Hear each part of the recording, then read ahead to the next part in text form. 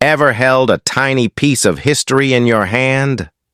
Let's rewind to a time of copper and silver charm, with Queen Elizabeth II watching over every coin.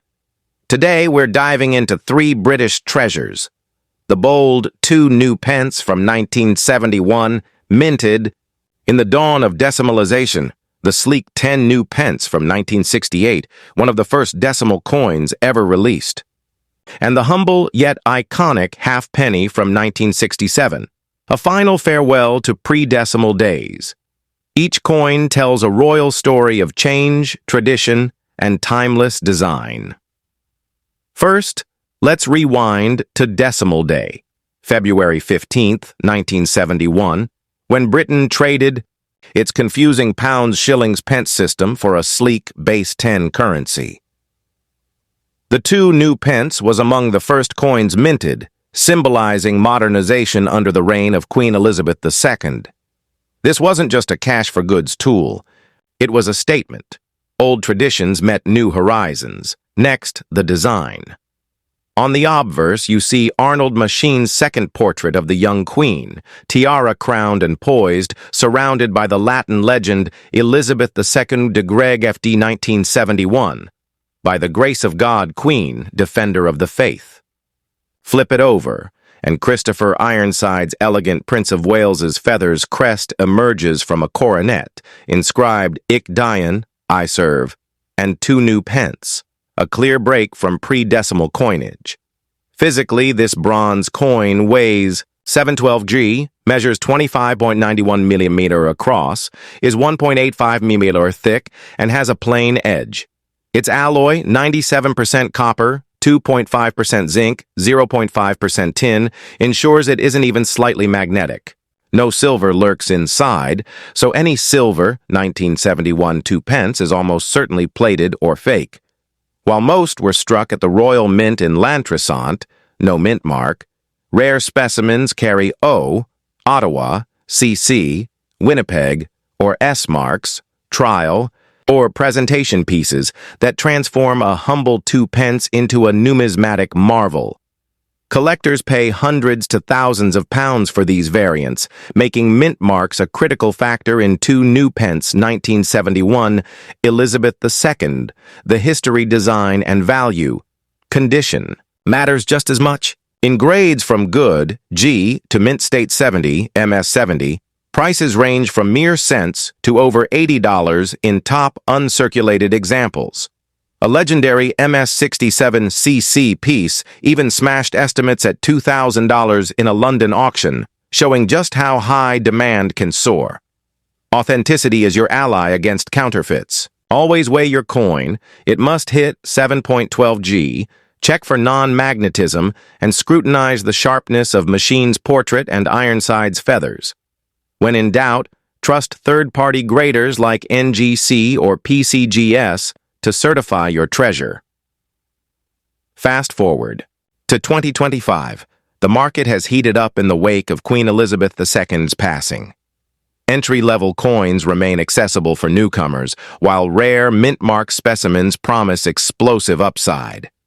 With interest in royal memorabilia at a fever pitch, now is the moment to explore the 2 new pence 1971 value, whether as a starting point or a high-stakes investment.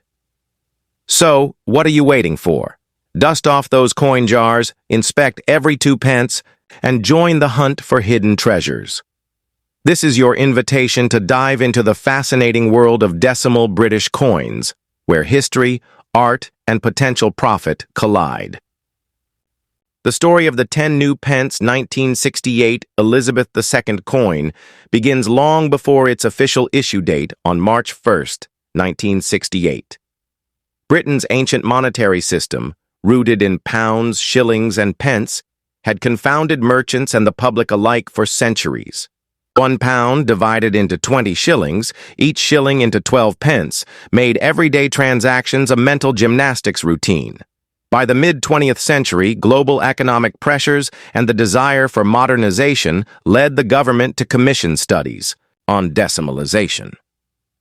After fierce political debate, logistical planning, and public information campaigns, complete with jingles and posters, the decision was made. Britain would adopt a base 10 system. The Decimal Currency Act of 1967 laid the groundwork, and the 5p and 10p coins, launched as test pieces in early 1968, introduced the public to the feel and look of decimal currency. Embedded in each coin was the face of Queen Elizabeth II, captured in Arnold Machine's elegant portrait. Machine, a sculptor celebrated for his nuanced depictions of the Queen, had already designed the obverse for the 1965 commemorative crowns and was chosen to lend continuity and familiarity to the new decimal series. His subtle portrayal, an unadorned tiara, serene expression, and clear lettering, would remain in use until 1984, becoming one of the most enduring images of the Queen on coinage. But the 10 new pence was not only a vessel for royal imagery, it was a statement of Britain's future-focused ambition. It symbolized a nation stepping confidently into a new era of trade, commerce, and global interoperability. Its weight, dimensions, metal composition, all were chosen to evoke the heft and authority of the old crown coins while signaling a break from the past. On the obverse, Machine's design presents the Queen in youthful dignity. The inscription, Elizabeth II DG Reg FD 1968, translates from Latin to Elizabeth II by the grace of God, Queen, Defender of the Faith. Machine's careful lines capture the interplay of light and shadow on the tiara's jewels, the texture of hair, and the softness of royal features. This design choice sent a message. The monarchy, while steeped in tradition, was embracing progress without losing its essence. Flip the coin, and Christopher Ironside's reverse design tells another story. Ironside, an art director and muralist, commissioned for the decimal series, crafted a unique motif for each denomination. For the 10 new pence, he chose a crowned lion standing atop St. Edward's crown, symbolizing strength, courage, and national unity. The lion's poised stance evokes a protector's vigilance, while the crown beneath roots the imagery in monarchy and sovereignty. Framing this scene, the words new pence and the numeral 10 assert the coin's denomination in clean modern typography, reinforcing the break from the ornate lettering of pre-decimal coinage. At a glance, these designs might seem simple. Yet each line, curve, and inscription was the product of intense debate among artists, mint officials, and royal advisors, all striving to balance aesthetic appeal, minting practicality, and symbolic resonance. Beyond its imagery, the 10 new pence 1968 is a marvel of precision engineering. It weighs exactly 11.31 grams, measures 28.5 millimeters in diameter, and is 2.35 millimeters thick, with a smooth, plain edge. It is struck in cupro-nickel, an alloy of 75% copper and 25% nickel, chosen for its durability, corrosion resistance, and bright, silver-like appearance. Unlike silver coins of earlier eras, the 1968 10 pence contains no precious metals, reflecting a global shift toward more practical and cost-effective materials in circulation issues. This specific composition ensures the coin remains non-magnetic, a quick test collectors use to verify authenticity. More subtly, the alloy's specific acoustic signature, the unique ring produced when gently tapped, provides an audio cue of genuineness, favored by seasoned numismatists. Although the standard 1968 10 new pence bore no mint mark, indicating production at the Royal Mint's Llantrisant facility in Wales, a small number of proof and specimen issues carry distinctive marks. The Royal Mint occasionally struck presentation coins on specially prepared dies, granting them a mirroring background and frosted design elements. These proof pieces bear a S mint mark on the truncation of the Queen's neck, denoting their status as Tower Hill proofs. Additionally, the Heaton Mint, later Birmingham Mint, produced a limited run of test strikes and pattern pieces, some of which are identified by an H mark near the legend. These variants, though unofficial for circulation, occasionally surface in specialist auctions, their scarcity making them coveted by top-tier collectors.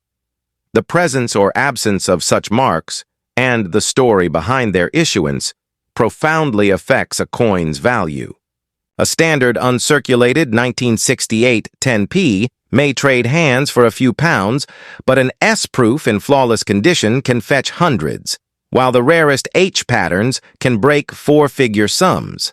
Numismatic value hinges on condition. Coins are graded from poor P1 to mint state, MS70, with intermediate grades like very fine, VF20, extremely fine, EF40, and about uncirculated, AU58, capturing nuanced wear levels. Market values for the 1968 10p vary accordingly.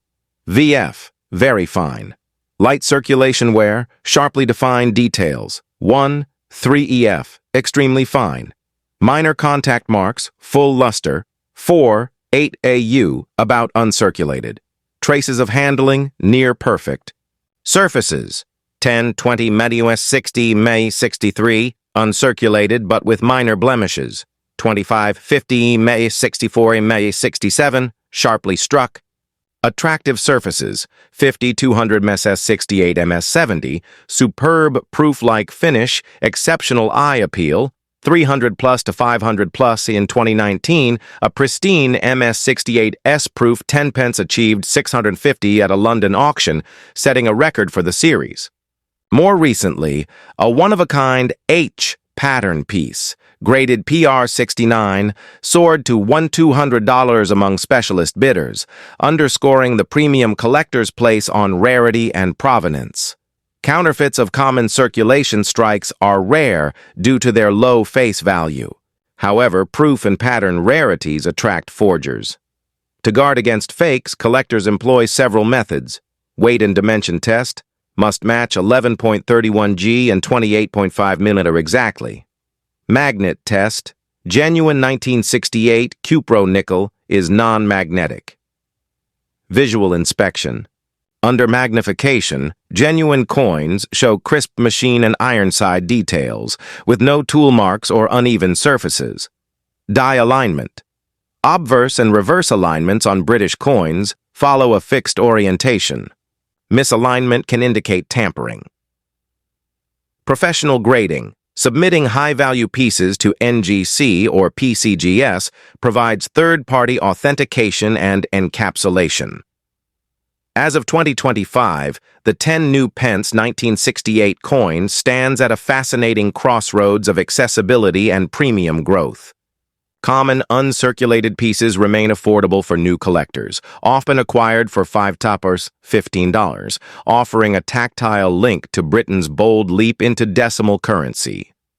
Meanwhile, proof and pattern rarities, with their limited mintages and compelling backstories, have become blue-chip assets among specialized numismatic investors. Several factors drive demand. Royal memorabilia surge. In the wake of Queen Elizabeth II's passing, demand for coins bearing her image has surged globally. Decimal currency enthusiasm. Collectors appreciate the 1968 10p as the forerunner to decimal day, bridging the old monetary system and the new scarcity of proofs and patterns. With only a handful of marked specimens issued, these variants occupy a rarefied niche. Online auction platforms. Easier global access has broadened the buyer pool, intensifying competition for top-grade pieces. Looking ahead, the 1968 10p's investment case remains strong. Entry-level coins can serve as an affordable starting point, while targeted acquisitions of MS66 Plus proofs or pattern variants offer potential for significant appreciation, provided investors budget for grading fees and secure storage from its origins in a nation ready to reform its currency system through Machine's regal portraiture and Ironside's heraldic symbolism, to its present-day status as both a historical artifact and an investment vehicle, the 10 new pence 1968 Elizabeth.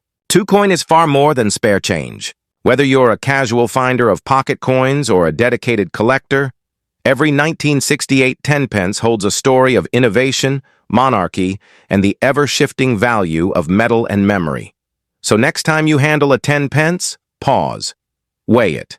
11.31 grams. Feel its dimensions, study the lion's expression, and imagine the debates that shaped its release. If you spot an S or H mint mark, you may have stumbled upon a rare gem that could transform your collection and perhaps your portfolio. Dive deeper, subscribe for detailed grading guides, and explore auction archives to unearth your own numismatic treasures.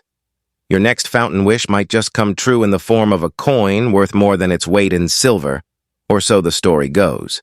To understand the halfpenny 1967 Elizabeth II, we must first revisit Britain's tangled pre-decimal currency. Until the late 1960s, a pound consisted of 20 shillings, each shilling of 12 pence, an unwieldy system that turned simple calculations into mental gymnastics. By the mid-1960s, global economic pressures and the imperative of modernization spurred Parliament to pass the Decimal Currency Act of 1967, setting a countdown clock toward relabeling every coin in base 10 terms. Thus, even before the official decimal day, the Royal Mint began striking the final issues of the old coinage that would soon pass into nostalgia. Among them, the halfpenny's 1967 issue carries the distinction of being the last pre-decimal halfpenny ever produced. On its obverse, the coin presents Arnold Machine's celebrated second portrait of a youthful Queen Elizabeth II, wearing the Girls of Great Britain and Ireland tiara. Machine's design, used on British coinage from 1968 to 1984, was chosen for its balance of regal dignity and modern accessibility. The finely detailed tiara sits atop softly rendered hair, and the Queen's calm expression conveys continuity at a moment of systemic upheaval. Encircling the portrait, the Latin legend Elizabeth II de Gregfd 1967 proclaims, Elizabeth II, by the grace of God, Queen, Defender of the Faith, linking the monarch's spiritual and constitutional roles, even as monetary conventions, were about to change forever. Turn the coin over and you encounter Christopher Ironside's reverse design. Rather than the portcullis motif used on earlier issues, the 1967 halfpenny bears the Prince of Wales's feathers. 3 ostrich plumes issuing from a coronet, bound by a ribbon inscribed Ich diene, German for I serve. This heraldic symbol, long associated with the heir apparent, underscores themes of service and continuity, themes deeply resonant at a moment when the nation was preparing to shed an ancient system for a new, more efficient one. Framing the eye, feathers, the legend halfpenny, and the date 1967 are rendered in clean, modern type, emphasizing clarity over ornament and signaling the dawn of a new numismatic era. Measured precisely, the halfpenny 1967 weighs 5.67 grams, spans 25.5 millimeters in diameter, and is 1.52 millimeters thick, with a smooth, plain edge. Struck in bronze, an alloy of 97% copper, 2.5% zinc, and 0.5% tin, it holds a warm reddish hue that deepens with age. Unlike its post-decimal successors, which incorporated nickel or steel for durability, this coin's pure copper content makes it lightly magnetic and gives it a distinctive ring when tapped, traits that savvy collectors use for quick authenticity checks. Although most 1967 halfpennies were minted for circulation at the Royal Mint's L'Entresant facility and carry no mint mark, a very small number of proof and specimen presentation strikes bear a tiny S mark, denoting Tower Hill proof. Production. Even rarer are patterns or trial strikes from the Heaton, Birmingham Mint, sometimes identified by an H mint mark. These limited-run variants, with deeply mirrored fields and frosted devices, were never intended for public circulation, but rather for presentation sets and archival records. Their scarcity has made them the crown jewels for advanced collectors, commanding significant premiums at auction.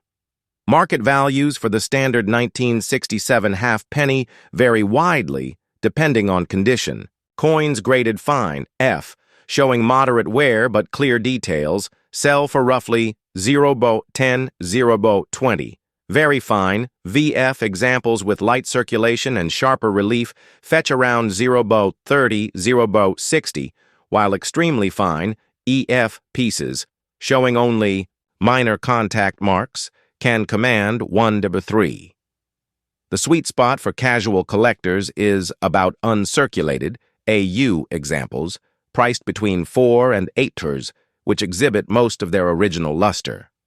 Serious enthusiasts chase truly mint-state MS-60, MS-63 coins for 1020, with higher-grade MS-64, MS-65 pieces at 25-50 and exceptional MS-66 Plus specimens surpassing $60, $120.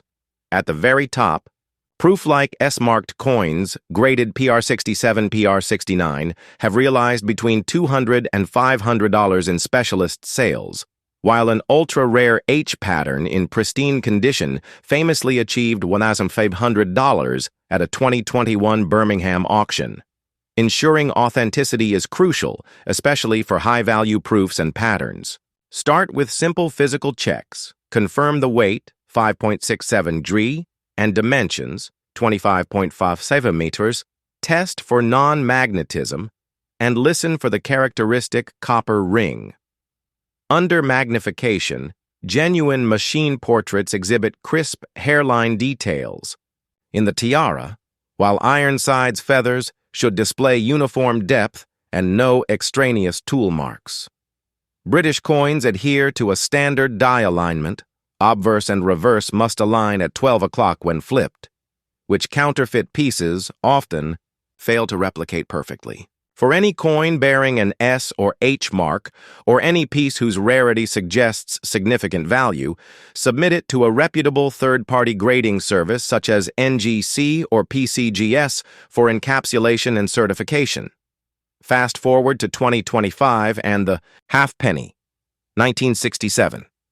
Elizabeth II holds a unique place in today's numismatic and investment landscapes. It represents the tangible culmination of a dramatic shift in British monetary policy and underscores Queen Elizabeth II's reign over eras both ancient and modern. Entry-level collectors can still acquire average uncirculated pieces for under $10, making it an accessible entry point into the rich world of British coins. Meanwhile, investors targeting rare proofs and patterns must navigate a narrower field, budgeting $300 to $2,000 for certified high-grade specimens, but with the potential for continued appreciation as mintages remain fixed and global demand for royal memorabilia strengthens. In conclusion, the halfpenny 1967 Elizabeth II is far more than small change. It is a capsule of history, artistry, and evolving value. From Machine's timeless portrait to Ironside's heraldic feathers, from everyday circulation strikes to the rarest proof and pattern gems, each variant tells a chapter of Britain's journey from an ancient, cessed past to a streamlined, decimal future. So next time you encounter a copper halfpenny, pause to weigh it, study its details, and consider its story. And if you're lucky enough to find an S or H mark, you might just have unearthed a hidden treasure worth far more than its face value.